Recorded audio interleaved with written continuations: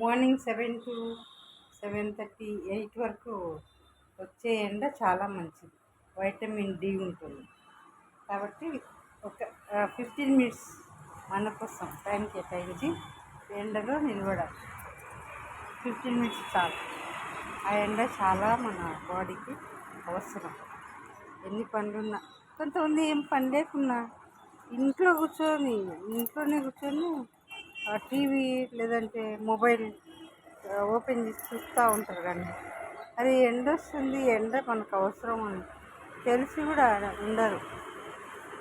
వర్క్లో ఉన్న లేడీస్ కంటే జెంట్స్ కూడా అంతే. సరే మనకు అవసరం కాదని తెలిసిన కానీ ఒళ్ళు బద్ధకం, కొందరికి ఒళ్ళు బద్ధకం. ఎగ్జాంపుల్ మా తమ్ముడే ఉన్నాడు. నా తమ్ముడు వాడంతే, ఇంట్లో కూర్చొని మొబైల్ ఆన్ చేసుకొని టీవీ ఆన్ చేసుకుంటాడు కానీ ఎండలో నిలబడు.